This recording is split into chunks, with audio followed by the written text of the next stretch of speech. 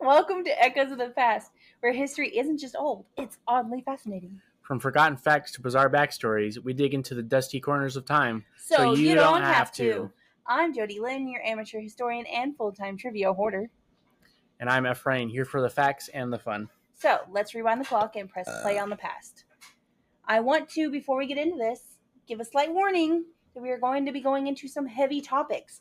And if we talk shit about any religion that you are part of, I promise we don't mean nothing by it.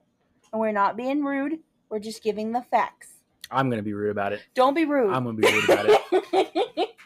I just want to put that out here, guys, okay? Don't cancel us because we're giving you the facts. I'm sorry that some religions are a little messed up, okay? A little. Okay, a lot of, okay? I'm trying to be nice. Okay. Before there were pews or pulpits, there were stones laid in circles, fires burning beneath open skies, and whispers offered to gods who bore the faces of wolves, rivers, and the stars. Long before the word pagan was a slur, it was a way of life, a sacred rhythm between humankind and the wild world. In this episode of Echoes of the Past, we're stepping into the oldest of human traditions, paganism. We'll explore its origins, how it evolved, how it was surpassed, and how it surpassed, same difference, and how it's reemerging in the modern world. From gods of thunder and moonlight to the misunderstood rituals of our ancestors, this is a story that predates kings and crusades.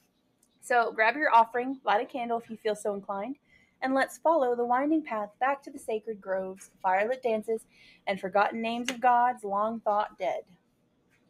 There's a guy in reception that I was held with. Uh-huh. I like how you said held like you were a hostage. Pretty much were. Like a month. He was pagan. Really? He was weird. Weird because he was pagan, or no? Weird he was because he was a weird guy. Person? He was a weird guy. Weird guy. Got it. Okay. I wanted to make sure we were on the same page of why he was weird. His name was Russell. Russell. Was he a dog? No. Oh. He looked like a generic white guy. Blonde. Well, we were all shaved, so I don't know what color his hair was. I forgot about that. Okay.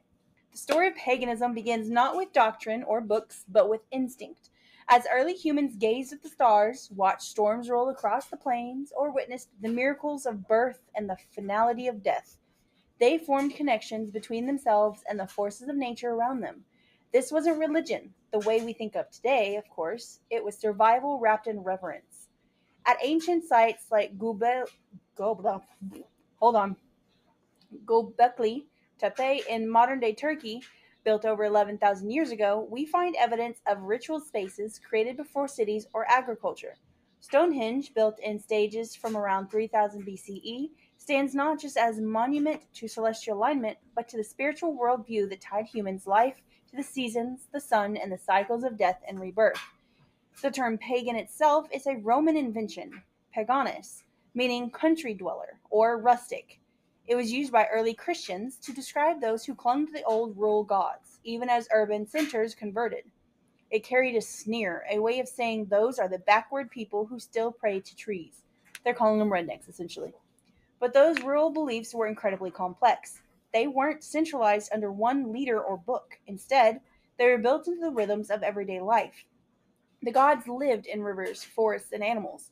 The divine was both feared and respected because it wasn't distant, it was everywhere. In thunder, in childbirth, in the hunt, in the harvest. Some practices were local, spirits of place known only to a single tribe or village. Others expanded across whole regions, evolving into polytheistic systems like the Norse, Celtic, Greek, and Slavic pantheons. But the root idea stayed the same. Nature was alive, and it had power. These early beliefs gave rise to animism, the idea that all things, rocks, trees, animals, even wind, have a spiritual essence. Later, they would branch into shamanism, ancestor worship, and ritual magic. Paganism, in its earliest form, wasn't just about gods. It was about relationships with the dead, with the land, and with unforeseen forces. And long before it became something to fear or demonize, it was something people turned to for comfort, understanding, and a sense of place in a chaotic world. When people today hear the word paganism, the meaning often depends on who's saying it. Some might imagine witches under a full moon, others might think of ancient Rome, Viking rituals, or even modern festivals in the woods. But at its core, paganism is an umbrella term, a blanket used to describe a wide range of belief systems that are polytheistic, nature-based, and non-Abrahamic. I'm not going to lie, polytheistic is a really fun word to say. Paganism isn't one religion, it's a category of spiritual traditions that share common elements. Reverence for nature. Nature isn't just sacred, it's divine. Trees, rivers, animals, and the stars have spiritual significance. Polytheism. Most pagans' paths worship or honor multiple gods or goddesses, each with their own domains, personalities, and myths. Immanence over transcendence. Unlike Abrahamic faiths, where God is often seen as outside the world, pagans believe the divine is woven into the world. And so, cyclical. Bicycle time. Pagan spirituality typically follows the rhythms of nature, seasonal festivals, moon phases, and agricultural cycles. I like how I keep putting words into these things that even I can't say, but yet I'm expecting you to be able to say them. Rather than having a single holy book, pagan traditions often pass down stories, rituals, and beliefs through oral history, local folklore, and later written mythologies. While paganism overlaps with spiritual systems, it has clear distinctions. New Age practices often blend pieces of Eastern spirituality, psychology, and metaphysics. You had it right. Metaphysics. While both value nature and intuition, New Age tends to focus on personal ascension, crystals, energy healing, and self-guiding spirituality. Paganism, in contrast, often works within structured pantheons, ancestral traditions, and specific seasonal cycles. Wicca, a modern religion created in the 20th century, inspired by pagan beliefs but not identical. Wicca often includes dual gods, a god and goddess, the rule of three, the Wiccan Rede, harm none, do as ye will. While all Wiccans are pagans, not all pagans are Wiccan. It's like all chickens, or all roosters are chickens, but not all chickens are roosters. Druidry, rooted in ancient Celtic traditions, but revived in the modern age, it blends pagan themes with poetic reverence for the land, storytelling, and ancestral veneration. Shamanism, found globally from Siberia to the Amazon, it shares the pagan worldviews of spirits and nature, but focuses more on direct spiritual journeying, trance work, and healing facilitated by shamans. Indigenous spirituality, while paganism often draws inspiration from native or tribal cultures, true indigenous spiritual systems are distinct and culturally specific. Many modern pagans are careful to differentiate between honoring traditions and appropriating them. So while the lines can blur, paganism stands apart through its blend of old world polytheism, nature worship, and deep historical roots that trace back thousands of years to humanity's earliest attempts at understanding the cosmos. Paganism is deeply intertwined with mythology, and mythology is, at its heart, the storytelling of gods, goddesses, and spirits. These deities weren't distinct creatures. Watching from above, they were living forces. They ruled the skies, stirred the oceans, whispered in forests, and walked alongside mortals in myth and ritual. Let's break down some of the most well-known pantheons and their divine figures, as well as the roles they played in shaping ancient life and belief. Greek and Roman pantheon, arguably the most famous thanks to Renaissance art, pop culture, and modern media. Zeus, or Jupiter, king of the gods, associated with thunder, law, and justice, he ruled from Mount Olympus, often meddling in mortal affairs. Hera, or Juno, goddess of marriage and childbirth, often portrayed as vengeful but also a powerful protector of women. Athena, or Minerva, goddess of wisdom and war strategy, born fully grown from Zeus's head, a symbol of reason and civilization. Hades, or Pluto, ruler of the underworld, not evil, but stern and just, guiding souls to their final rest. Then you have Demeter. Okay. I always think I say that wrong. Or Ceres, goddess of agriculture and fertility. Her grief gave rise to the changing seasons. These deities weren't perfect. They were emotional, proud, loving, and vengeful. They mirrored the human condition, giving people a way to understand their own flaws and strengths. Then you have the Norse pantheon. Do you want to say something? No. Oh. Rooted in the icy, windswept world of Scandinavia, these gods were fierce, tragic, and deeply connected to fate. Odin, the Allfather, a god of wisdom, war, and poetry who sacrificed his eye for knowledge. Thor, god of thunder and protection, famous for wielding Mjolnir, his enchanted hammer. Freya, goddess of love, war, and magic, associated with beauty and the afterlife, and many other things. Loki, or the trickster god, both friend and foe to the gods, his actions help spark Ragnarok, the Norse apocalypse. Norse myths often wrestled with the inevitability of death and destruction, making their gods feel more mortal and emotionally complex. There is so much myth and backstory in Norse pantheon, it would take forever to explain all of it. Holy crap. Then we have the Celtic deities. The Celts believed in an animalistic world. Animistic. Animistic, not animalistic. Well, I mean that too. Gods and spirits in rivers, trees, and mountains and stones. The Morrigan, a fierce goddess of war and fate, often appearing as a raven before battle. Brigid, goddess of healing, poetry, and smithcraft. She later became Saint Brigid as paganism was blended into Christianity. Cernunnos, the horned god of the forest, associated with animals, fertility, and wild places. Rather than a rigid hierarchy, Celtic spirituality favored local deities and nature spirits. Sacred groves and standing stones often served as places of worship. Next, we move on to the Egyptian deities, one of the most structured and symbol rich pantheons. Ra, sun god and creator, sailing his solar. I really need to look up these words before I put them in here. Barq. Barq through the sky by day and the underworld by night. Isis, goddess of motherhood, healing, and magic. She resurrected her husband Osiris and was beloved across cultures. Anubis, jackal-headed god of embalming in the afterlife. He weighed the hearts of the dead. Bastet, feline goddess of home and protection, but also vengeance when angered. Egyptian beliefs fused life, death, rebirth, and divine kingship into a powerful spiritual worldview. Next, we move into Slavic, Baltic, and other deities, lesser known but deeply influential in regional folklore. Did you make the cat attack me? No, he was up here, put his paws on the seat, and when he was going back down to the floor, he like twisted weirdly down, and you got your leg. He made me jump. Perun, Slavic god of thunder and war. Veles, god of the underworld, cattle, and magic, often seen as Perun's rival.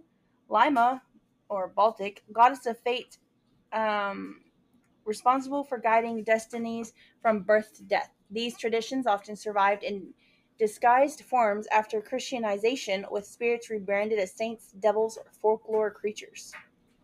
Next, and last, we go into the common divine archetypes in paganism. Across cultures, some roles are universally present.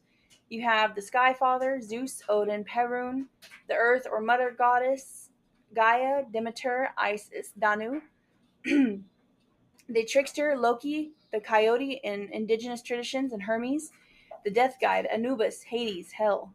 This overlapping web of divine personalities and symbols helped humans connect with nature, morality, and the mysteries of life.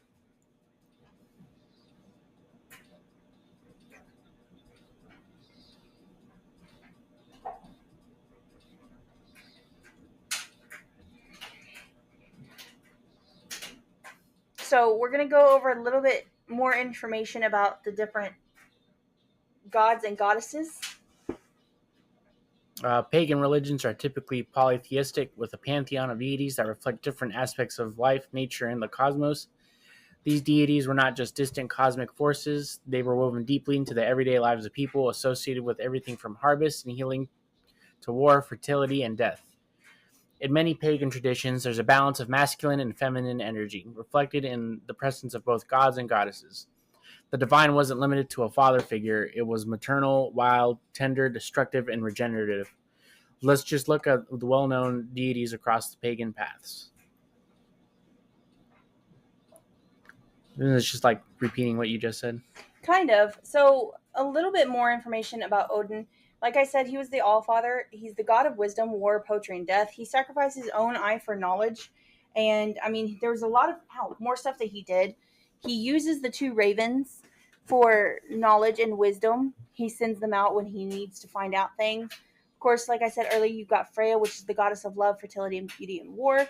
She's associated with cats and magic and so many other things. She's a protector of women, especially. Of course, you've got Thor. Everybody knows Thor. The thunder god, protector of mankind. He's known for his hammer Mjolnir and battles with giants, of course, as we've seen in, is it Marvel? Yeah, in the second movie, I think it was. I don't remember what it's called. They like fight the ice giants or something like that. Because of the rope. Yeah. What you see in the Marvel movies isn't what's Not at all. not at all. Not at all. What's actually that whole thing is about. I mean, yeah, Thor is a superhero in the Marvel comics and the movies and all that stuff. He's a straight up asshole in actual. Yeah, there's Norse like lore. We'll talk about movies and TV shows later, but like in video games, but like I just finished playing God of War Ragnarok and Thor's in it and he's a fucking asshole. He's a straight up asshole in anything you like. If you go back to like the actual stuff about him, he was a raging dick. Yeah. Like that is the only way you can. Yeah, like towards the end of the game, you kind of like feel a tiny bit of sympathy for him, but in the end of it, he's still an asshole, and you still fight him. In the what TV show we were watching on Netflix, it was the animated one. Oh, it was pretty much D&D but Norse. I'll have to look that one up. I don't remember what it's called, but in that one, Thor's an asshole. He pretty much killed. If I remember correctly, he killed one of the main characters' family who were giants. So she pretty much set on the warpath to take down Thor. Twilight of the Gods. Yeah, Twilight of the Gods. Yeah. I gotta finish watching that. By the way, heads up if you decide to watch that. There's nudity. There's a lot of nudity and sex, but that comes with the Norse mythology. Yeah, like, you see everywhere. Whole wiener. Why do you have to call it that? Whole wiener. Afraid. But to be fair, Twilight of the Gods keeps it very like on point to the myth and the lore of Norse mythology and Norse paganism, and is very like on point with how they portray people. Yeah, in my opinion. Moving on to is it Celtic or Celtic? Is there really a definition here? Sure, there's a proper way to say it.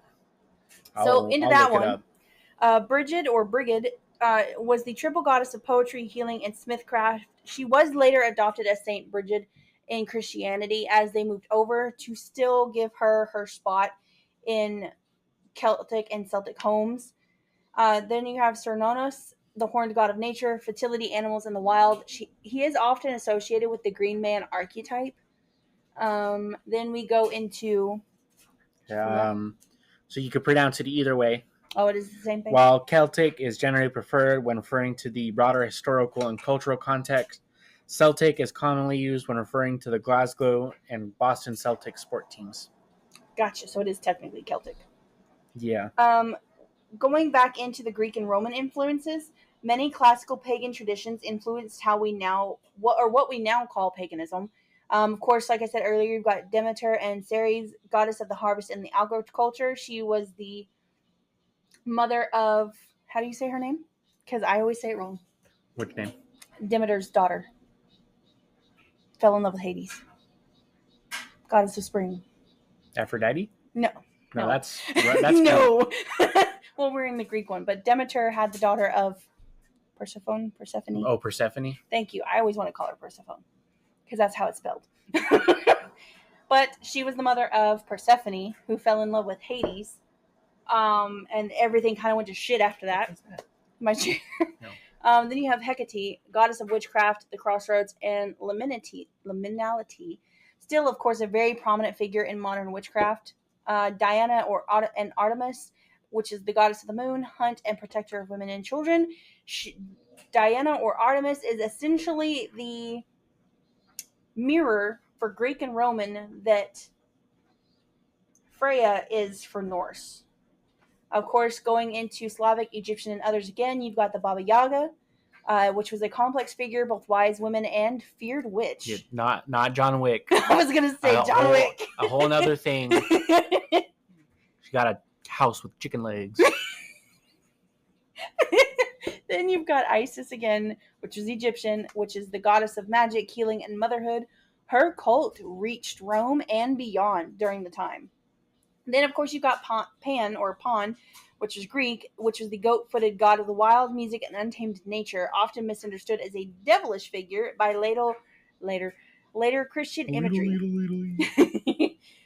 These gods and goddesses were often invoked for seasonal cycles, planting, harvest, and solstice, rites of passage, birth, coming of age, marriage, death, protection and guidance, divination, and magic.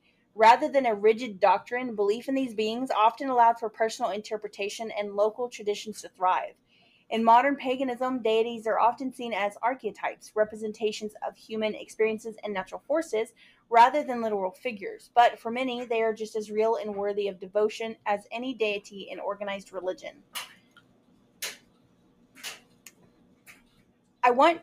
Okay, I've mentioned this in an episode before. You've known this the whole time you've known me. Mm-hmm. I am Norse pagan. I have been Norse pagan for years now. I was raised and grew up as a Methodist, and I started to branch off and go into a different cycle of spirituality and religion after my first year of college. My first year of college was at a Baptist college where I was forced to learn the first and second half of the Bible from front cover to back, and to research and learn about all the different types of religion across the world and the history of religion. And I'm getting attacked by a kitten at the moment. Anyway, which kind of sparked my interest into other spiritualities and religions. And I started looking into a lot of things. I am one of those people who does not hate on religion. I just have a very specific thought on it that I will not share here because it will probably get us canceled in some ways. But I'm one of those people that pretty much knows the Bible from front to back and can debate you on it all day long without being disrespectful. But Norse pagan, out of all the different things that I have researched and gone through and experienced, has been one of the things that has stuck with me for a very long time. And I expect to be stuck with it for a very long time, and I'm happy about that. We were talking about the different gods and goddesses that get, I guess, invoked with different people. I personally talk to and converse, I guess you could say, with Odin and Loki the most, though I do include others depending on what I'm going through and what I'm needing help with or wanting help with from. A fun little story that I share, and I think it's hilarious, was I was walking home from wherever I was here in Colleen one day, and I was just kind of joking to myself in my head after I'd been talking to the gods, and which I do on the daily, at least once a day. And I was like, oh, it'd be really funny is to find $100 bill on the side of the road, because every now and then people find money, and so it's one of those things that doesn't happen very often. Excuse you. But when it does, you're like, oh, hey, that made my day. But I was joking about it to myself, and I'm thinking that Loki probably heard me, being the little funny man that he is. I don't even want to know. Being the funny man that he is, I found a $100 bill on the side of the road. Like, not even a full 90 seconds after I said that to myself. I was so excited. I was ecstatic. I was excited. I was like, oh my God, I have a $100 bill. Stuck it in my pocket. Didn't think anything of it, right? And get a few more feet down the road. I'm like, I'm going to check out this $100 bill again because there's no way I just found that. There's no way. It's got to be like an ad or something. Pull it back out. Still looks like a $100 bill. Full size, full feel, everything. Everything looks and feels correct. And then I notice that the bill says, this is made for motion picture only. This is not real money. It is so impeccably made that if you just, if I handed it to you and you did not, look at it, you would think it was a $100 bill. So now it stays on my wall here in front of my desk as a memento to the funniness of the gods. A lot of these religions I do want to put out, or not religions, spiritualities and whatnot. Like we've kind of said, the gods are not all present. They're not just they don't know what's going on in the people's lives all the time. They've got shit going on. They've got things doing. They're doing other things. They got all these people around the world. Hello, Dee. So the people who follow these spiritualities, they have to talk to them. You have to talk to them. You have to tell them what you're doing, what you're needing help with. Otherwise, they're not going to know. Unlike Yahweh or Allah or whatever else the Christian gods are named, or God, depending on what you're looking at, who is said to know everything. These are not all knowing. Well, Odin technically is, but they're not all knowing. So that's a big thing here. That's one of the big differences. To put in a little bit of my 2 cents real quick. So during basic training, on Sundays, they had your religious time. So from certain hours of the day, you can go to a religious service of your choosing. So you had like your Christianity, you had Judaism, one of the Eastern religions. I think it was Buddhism, and it was another one, I think. Mm-hmm. You had the pagan stuff and just some other things. I went to one of those pagan services. It was really interesting. They're very different. Yes. we go there, and it's this older woman. She came in, she talked to us. I went with one of my battle buddies. I just wanted to check it out. I just wanted to see what they had going on because he told me about it, and he said it was interesting. So I'm like, okay, I'll check it out, just because one, I get away from the bay, all these other people and the drill sergeants, and two, it just seemed interesting. Yeah. So one of the things we did in the class was made our own runes on these like little faux wood chips. He's asleep again. Sleeps like he works. On these like faux wood chips I have somewhere. And then we did some other interesting activities. But the people who go to that service are kind of like what you pictured those kinds of people would look like.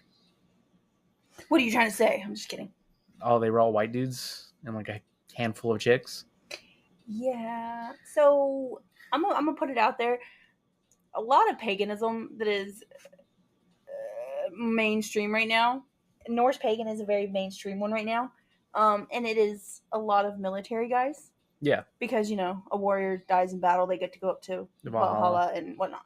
So it clicks with a lot of military guys. And then, surprisingly, a lot of men in prison. Really? It is one of the main religions in prison, minus Christianity, because, I'm a born-again Christian, y'all are going to love me now. That whole thing. Yeah. But yeah, paganism is a big thing in the prison systems. I don't understand why. I don't know if it's just them trying to justify how they act or what they do with their lives. I don't get it, but whatever. I get the army thing. I don't understand the prison thing, but whatever. And then just another real just fun historical fact. The Nazis used a lot of pagan imagery in their beliefs because they, I want to say, denounced Christianity. Like they're like, you can be Christian, but it's not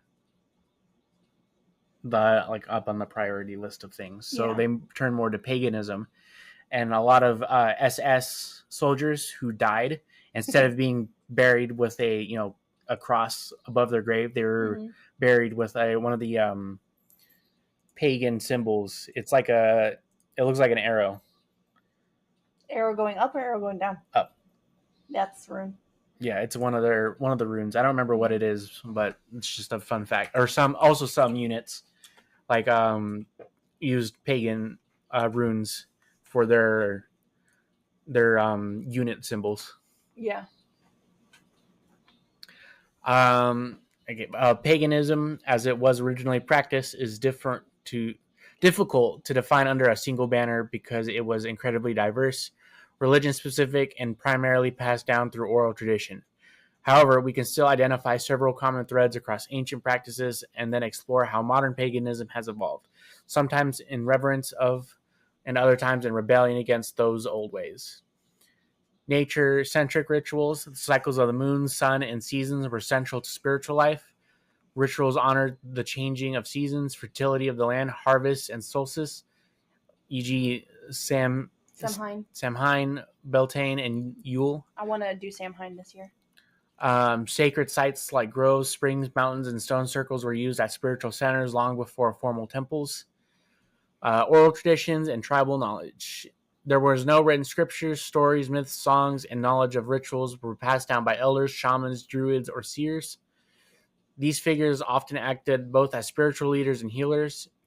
Animal and sister worship. Many early pagans believed animals were spiritual messengers or guardians. Honoring ancestors was just as important as revering the gods. Spirits of the dead were seen as part of the natural and spiritual world. Offerings of food, herbs, flowers, wine, and small handcrafted items were common. In some cultures, animal or even human sacrifice was practiced to appease or honor the gods, though this was never universal and often sensationalized in later histories. A good one. The Mayans or Aztec? I think it was the Mayans. They would, if I remember correctly, one of the reasons why they did it was they would sacrifice someone so the sun would come up the next morning. Yeah. Practices like scrying, reading omens, and casting runes or bones were common in spiritual tools. Magic viewed as a natural force, not evil, used for healing, guidance, fertility, and protection. Today, paganism has seen massive revival, often called neo-paganism, with several branches like Wicca, heathenry, Hellenic, reconstructionism. It's a long word. That is a long word. That's a big word for Elmo. Druidry and eclectic or solitary paths. Personalized paths. Many pagans make traditions, Celtic with Norse, Greek, Wiccan, etc., based on what resonates with them. Mm-hmm. There's no central authority, and beliefs often emphasize spiritual autonomy and experiential learning. A lot of big words for Elmo. Celebrations like the Wheel of the Year, Samhain, Imbolc, Litha, etc. have been revived or adapted. Rituals are often held in groups, covens or groves, or alone, often incorporating candles, crystals, tarot, and modern altar tools. Many learn and connect through online forums, TikTok, Witch Talk, Instagram, YouTube, and books. I have like a whole folder on my TikTok of nothing but the Norse stuff, so I can go back to it. I have a book I got from that pagan class I went to at Basic. I was supposed to return it, but forgot to. Wow, stealing from the people. Okay, to be fair, if you wanted to go anywhere, you had to take a battle buddy with you. But I'm very antisocial. Yes, I know. So I'm not going to go around asking people, hey, can you go with me to the pagan thing so I can turn the book back in? And eventually I just kind of let it sit at the bottom of my locker, and now it's sitting in a drawer in my barracks room. Wow. It's fine. I mean, if they missed it, they would have asked for it. Okay. Apps for moon phases, spell work, and tarot readings are widely used. Modern paganism often intersects with feminism, environmentalism, mental health awareness, and trauma healing. It promotes reconnecting with nature, cycles, and the self in a modern world that often discourages all three. Some seek to rebuild ancient practices based on archaeological and historical records, e.g. Norse heathens honoring the Eddas or Roman reconstructionists studying ancient rites. Today's paganism is often less about returning to the past exactly as it was and more about reviving its spirit in a world that desperately needs connection to earth, to self, and to community. Paganism, like any belief system, isn't immune to having complex or even uncomfortable aspects within its history and practice. However, what's important is to separate myth from reality, understanding which dark elements were genuine spiritual practices, which were misunderstood or misrepresented, and which were outright fabrications used to incite fear. Death and the afterlife. These are actual dark practices, though often misunderstood. Pagan views of death were often pragmatic and neutral, not inherently frightening. Death was a transition, not an end. Some rituals involved communication with the dead, which outsiders interpreted as necromancy or devil worship. Skulls, bones, or graveyard dirt were occasionally used in rites, but for ancestral reverence or protection, not malevolence. I'm going to put there right there. When it's talking about graveyard dirt, you literally just go to a graveyard and get fucking dirt from anywhere within the graveyard walls or the fence, whatever it might be. You can also do that for going to a bank and getting dirt from a bank for prosperity. You can get dirt from crossroads as a way to talk to very specific deities better. There's all sorts of different things like that. Next are hexes and curses. Some traditions acknowledge baneful magic, like curses or hexes used to defend oneself or seek justice. Ethical debates vary, though. Some pagans reject such practices entirely, especially in Wicca, while others, like an Italian Streghera or some African diaspora traditions, accept them under very strict spiritual rules. When I think of that, I think of I think it's hoodoo, that the not the Cajuns, but I think it's Cubans that practice it, or Haitians. I don't know. One of the two. Hoodoo is very into, as far as I know, hexes and curses. Hoodoo or voodoo? Hoodoo is different than voodoo. Okay. Yeah, it's a different culture. Blood magic and sacrifice. Very few modern pagans use blood in rituals, and those who do often use symbolic methods like pricking a finger or using red wine. Ancient sacrifices, which is animal or otherwise, were often meant as gifts of respect, not cruelty, but were later portrayed as barbaric by Christian chroniclers. Animal sacrifices and beer sacrifice, which sounds funny, but it's what it was used in Norse mythology a lot. You would sacrifice different types of animals depending on what god you were trying to appease, show love to, respect, whatever. So, like, for instance, Thor loves pigs. Mm-hmm. I don't know why, but he does. He fucking loves pigs. Yeah, pigs are delicious. Odin, if I remember correctly, likes bulls and cows. Loki is, I think, more of a bird. Like, he likes the fowl, I think. The blood rituals are usually for protection. They're not curses or anything like that. It's usually protection spells. Next, we have spirit work and possession. Some ancient shamans or spiritualists allowed spirits to speak through them in trance states, which could appear frightening. These rituals were controlled and guided, not chaotic or demonic as often depicted in films like The Conjuring. And it's The Conjuring that they do that, right? The spirits talk through them. Like possessions? Mm-hmm. Yeah. In like the Conjuring movies, it's usually a demonic entity that'll like possess like whichever character's gonna be possessed in the movie, and they'll talk to them and be like, I want to kill you. They'll mock the main characters and whatever, and I want to eat your toes. like pull on like their memories and their traumatic experiences and all that jazz. Yeah. Next, let's look at the misconceptions and demonization of paganism. Number one, the most common one, is paganism equals Satanism. This is completely false. Satan is a figure from Abrahamic religions. Pagan gods, spirits, and archetypes have no connection to the Christian devil. The confusion comes from how horned deities like Pan were demonized to resemble Satan. And really, he's just a goat, which is hilarious. Yeah, I mean, a lot of people are terrified of goats, so I guess that makes sense. He's the guy from the Chronicles of Narnia when they first go through the wardrobe. That fucking traitor!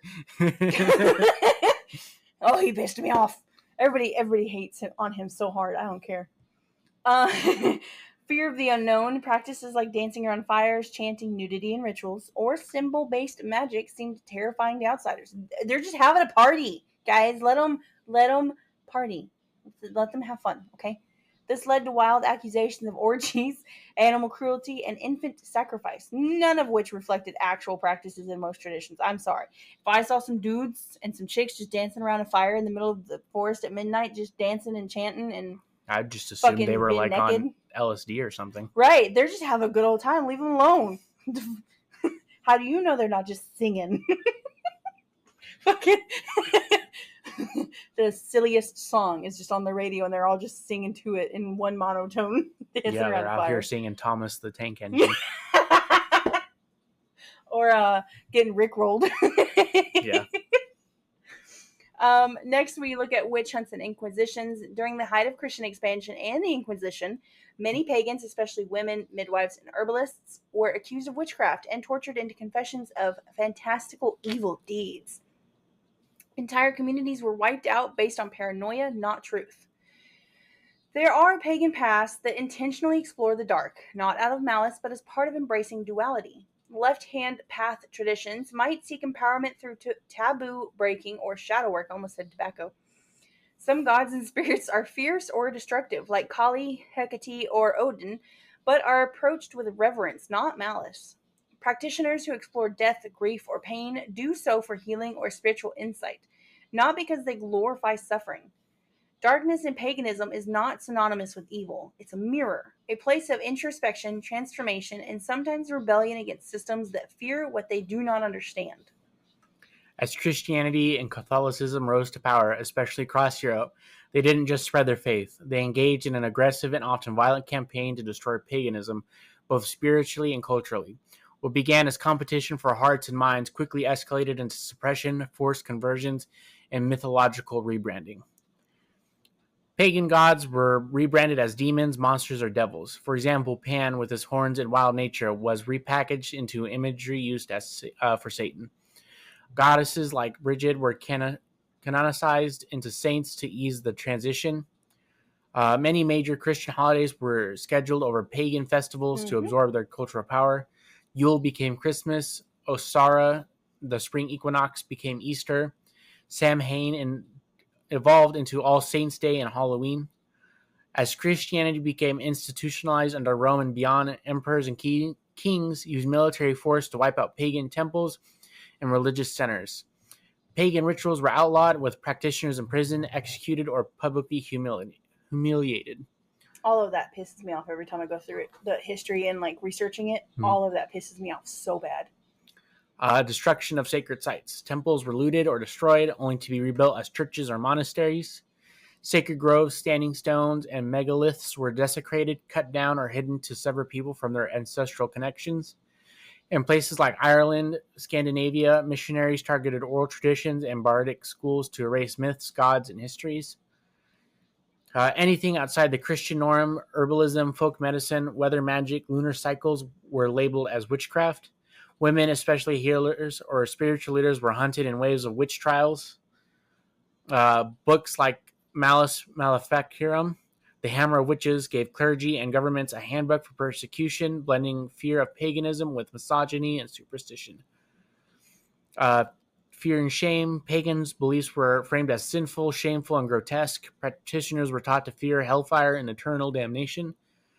Hellfire and brimstone. Whole cultures lost their traditional languages, rituals, and seasonal knowledge. The move to monotheism rewired spiritual identity and created centuries of silence around naturalistic, earth-based religions. Pagan resistance. Despite all efforts, paganism was never fully destroyed. Many customs and traditions survived underground, passed down in families, or hidden inside folklore.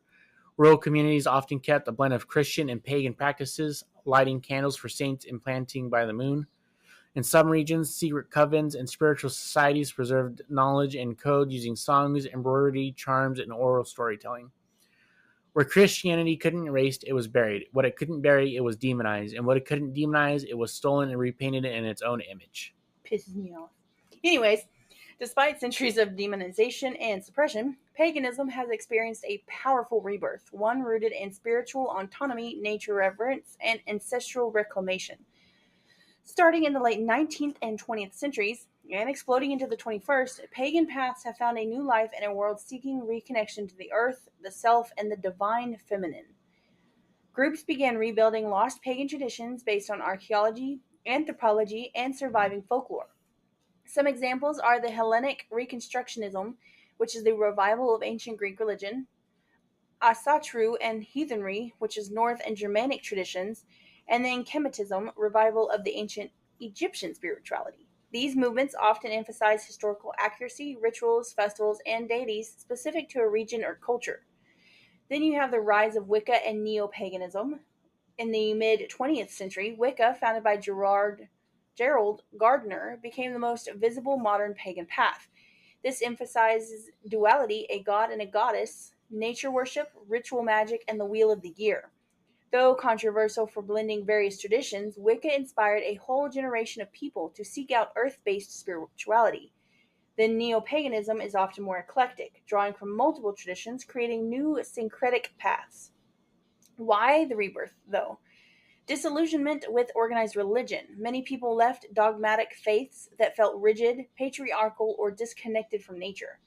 environmentalism, and eco-spirituality. Paganism naturally aligns with modern ecological movements, seeing the earth as sacred and humanity as a part of a larger cycle. Then you have feminism and divine balance. The reclamation of the goddess offers spiritual refuge to those seeking female empowerment and spiritual equality. Paganism also honors the sacred feminine, queer deities, and balance between energies, welcoming the alphabet mafia practitioners more openly than many traditional religions. Then, of course, you have the ancestral connection. People want to reconnect with their cultural roots, especially indigenous European practices erased by conquest and conversion. Then, of course, you have the digital age of witchcraft and paganism. Social media, especially TikTok, Tumblr, and Instagram, has exploded with witch talk, aesthetic paganism, digital grimoires, and community building. Paganism has become more accessible, customizable, and inclusive than ever before. Online covens, YouTube tarot readers, digital solstice rituals, and witchy subscription boxes are modern tools for ancient paths. Then, of course, we've got tradition meeting evolution. While many seek historical authenticity, others embrace evolution and adaptation, blending old gods with modern life.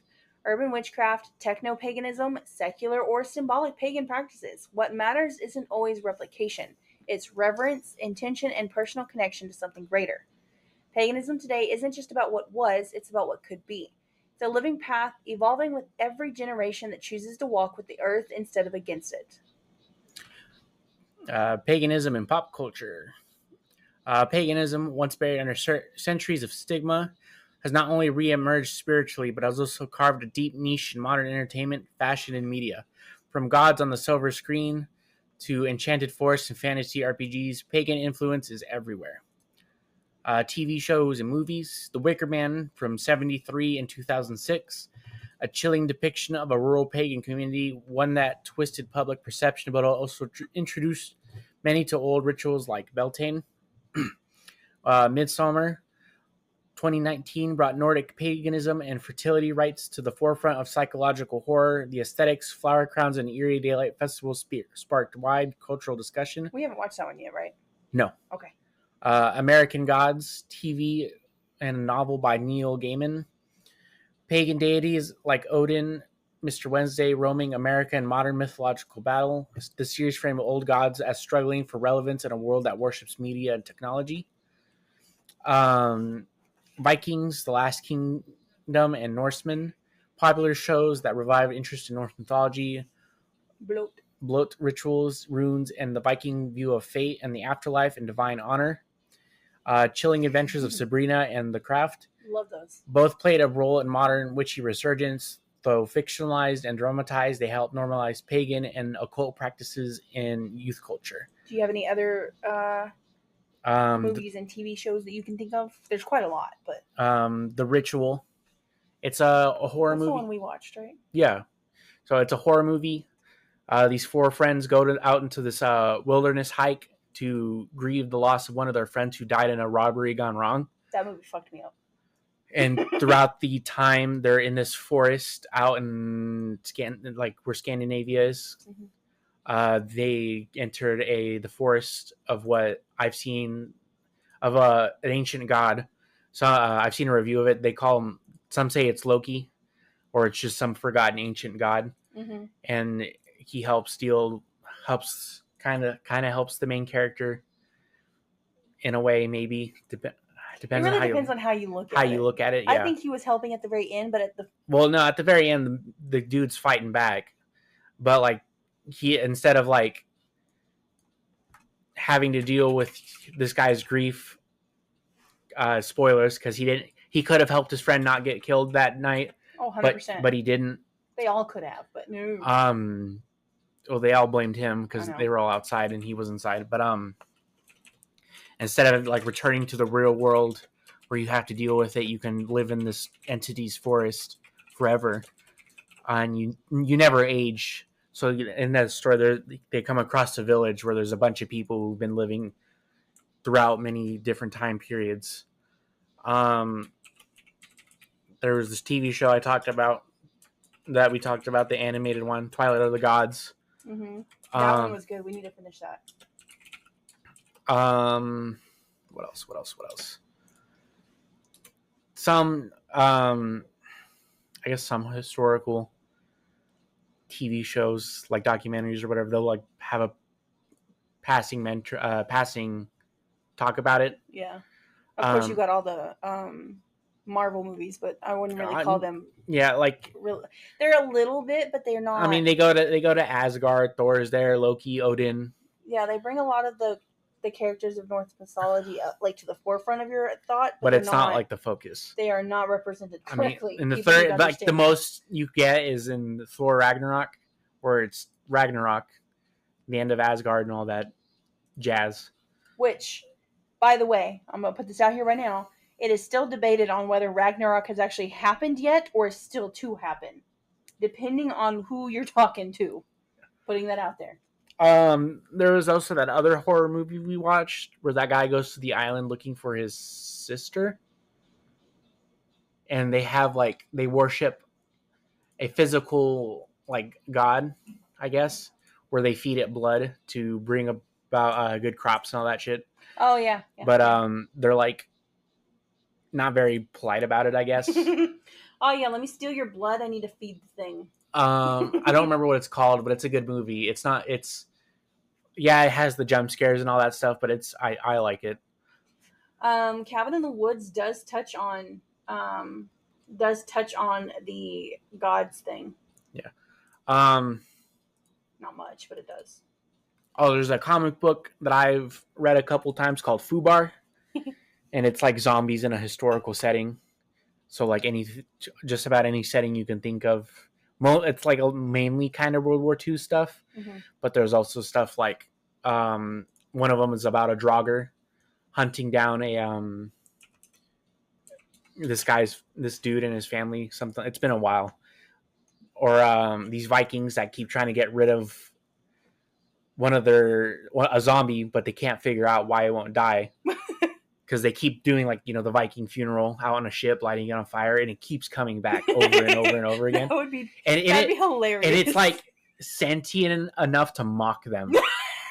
Like it'll go out and it'll be laughing the entire time because it knows it's going to come back and try to eat them. Hell? I think at the end of that story, he bites one people and then the whole thing spreads. Kind of spirals. Yeah. Okay, that's pretty funny though. But yeah, but I'm sure you could find other TV shows and books and all that other jazz that talk about it. Okay. Paganism in games, the Elder Scrolls series. Of course. Mostly, I think, it's just Skyrim.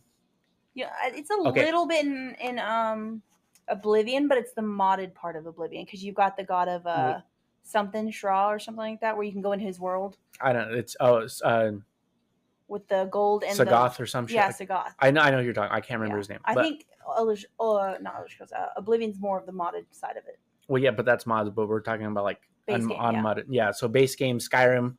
Definitely Skyrim. Well, one of your first major quests is to go and clear a tomb that's infested with Draugr. And Draugrs are weird. They're supposed to be terrifying, but they're really not. Yeah, they're undead, and they're like whatever. I don't know a lot about the Draugr. I just know that when you get far enough into Skyrim, they're more a nuisance than they are a challenge. Yeah, I think when it comes to the Elder Scrolls, I think it doesn't really go with like it's saying. It does say here, it's inspired. It's inspired because it has a lot of gods and goddesses. Yeah, but a lot of them are very evil. Like they're not the traditional pagan style it's the Daedra princes. Yeah, they're all assholes. Yeah. And then you got, of course, the goddesses that just want bloodshed for everything. Yeah, like what is her name?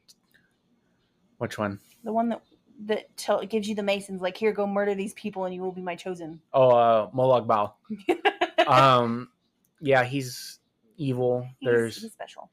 There's the one where you touch the beacon. A new hand has touched the beacon. That is a whole running joke for our entire generations. Yeah. Mine and yours. You start a new playthrough of Skyrim, you see it in a box, you're like, I'm not touching that. I'm deleting it. I don't need it. I don't need it.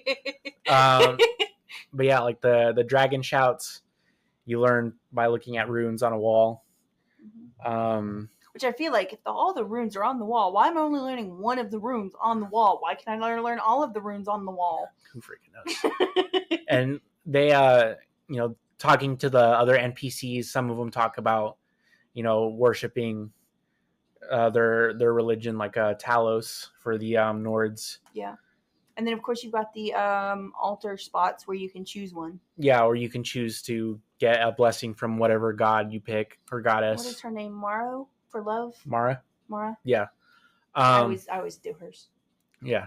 Hellblade, Senua's Sacrifice, steeped in Celtic and Norse pagan beliefs. This psychological action game intertwines mental illness with mythology and shamanic visions. Shamanistic visions. That sounds much better. Yeah. God of War, like you were talking about. Yeah, with Hellblade, Senua's Sacrifice, this is the second game coming out. I haven't played the first one. I didn't even know Hellblade was like that. When I see the word Hellblade, I'm thinking it's gonna be like Doom or something. No, like Blade, vampire. Oh yeah. Vampire games, not that. God of War the God of War reboot from 2018 and Ragnarok explores Norse mythology deeply, emotionally storytelling, showcasing gods like Freya, Tyr, and Odin in complex roles. And of course Thor. Yeah. So in the first in God of War from 2018. It has Freya, Balder. What was the guy's? Thor's sons. What are they named? Their names? You asked me that. Now I don't remember. Hold on. Yeah. Thor's sons. Magni and Modi. Magni and Modi. Yeah. You fight them. You kill them both. Spoilers. Oh, they die in Norse mythology anyway, so it's fine. Yeah. Well, I mean, not everyone knows that. Well, now you do. Mimir, he's pretty funny. I like Mimir. Yeah. Very wise. He's the all-knowing dude, so he knows a lot. He knows a lot. Ragnarok, that's when Odin, Thor's daughter, I forgot her name. You think I remember with how recently I played it. I don't know much about her. I knew more about the son. Not Thor's wife. Which does not get talked about a lot. Yeah, she's in there. Heimdall. Thrundir. That's the daughter. Okay, and with Sif, the wife. Yeah, and Sif's his wife. Heimdall's in it. Love Heimdall. He's an asshole, but he's funny as shit. Dude, you know how satisfied I was when I finally fucking killed him? Like all he does in the game, he's just a smug asshole. That's his entire thing. I know, the entire Norse thing. He's just a fucking smug asshole. Because he knows everything. Like he sees everything, so I get it. But like, I applaud the developers for making me dislike a character like that. It's not very often where a game makes me dislike a character so bad, like fucking Heimdall. I just like Heimdall's whole thing.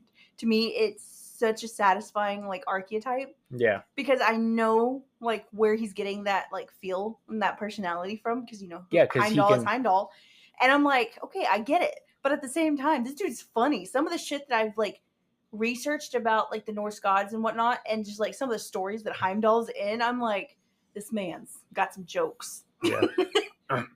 Age of Mythology, Black and White, and Cult of the Lamb. I want to play that so bad. Cult of the Lamb's 2-player. Is it? Yeah. Each incorporates divine worship, sacrifice, and interaction with ancient powers, modern representations of old spiritual concepts. Books, comics, and tabletop RPGs. Percy Jackson series. Modern teens discovering their divine parentage among Greek gods. I watched like the first movie of it, and that was it. Don't think I've actually watched any of them, but I've read excerpts of it. Harrow County, The Wicked plus the Divine. Comics exploring gods, death, reincarnation, and magical realism with pagan roots. D&D offers entire pantheons, druidic magic, and spell systems heavily inspired by European and global pagan practices. I do want to add a book to this. I'm looking up the name of it so that I don't say it wrong. But I got done reading Paternus by Dirk Ashton, by the way. Fantastic fucking book when it comes to paganism and all of the gods of every fucking religion on earth that has ever been, ever was, ever is. It goes into every single god and goddess that you could ever research. And it is very, I guess, not right, but it's very correct on how the gods were, like in their own myths and mythology, and it brings every single one of them in. And basically, what it is it's a 3 or 4 book series where they are all coming out of, I guess, hiding technically to help stop the end of the world. So basically, the Ragnarok has already happened in the book, and they got through it, and now they're trying to get through the very last like phase, I guess, of it, Mm-hmm. and they're trying to help stop it to help save the humans that are still alive while everything is just going to shit. It's a really good book series. Yeah. Real quick for a video game that I just remembered called Rise, Son of Rome. It first came out when the Xbox One came out, and like partway through the game, you fight they're called barbarians, but you can tell they're based on like the Celts and all them. Yeah. Because of their paint and how they believe in how the Roman characters are like, oh, they're pagans and they're bad and blah blah blah. We don't like them. We don't like them. So we're gonna go and murder a bunch of them. You can't sit with us. They do have a historical figure in there. I think her name is Boudica, something like that. Okay. Yeah, she's a real historical figure. Interesting. But like there's also like this cult you fight that worships the Minotaur, I think, something like. Yeah. It's all just like very interesting because they have all like they do the runes and whatever as like background detail and all that jazz. Yeah. And later Call of Duty games and like the zombies mode, they also you can follow a god for like special perks or whatever. Mm-hmm. I don't know a bunch of it because I don't. After a certain while in Call of Duty's lifetime, I stopped giving a shit. Like Modern Warfare 2019 is when I stopped playing the multiplayer and really caring about Call of Duty as a whole. Just because what it's turned into now. Yeah. What else can I think of? That's about it, really. Yeah, I can't really think of anything else. Like all of the games that I've played, which, as we found out, is like 212 on my Steam right now. Mm-hmm. They kind of, some games will hit on it, like we said earlier, this Elder Scrolls and whatnot. Well, they'll kind of touch on it, but there's not a lot of games that like go into it. Yeah, and especially not any games that got popular. Yeah, a lot of stuff like is like indie games, and a lot of indie games go into it. But like mainstream stuff, I guess it's like, how do you make a game where it's very interesting that you can't just compare it to God of War? Right, that's the hard thing because God of War's been around for a very long time. Yes, the PlayStation 1, I think. Yeah. That's what I played it on first, was the PlayStation 1. Yeah, because the first 3 games, mainline games, it's all the Greek pantheon and the Kratos' revenge story, and then Ragnarok in 2018's God of War. It's the Norse stuff. Yeah.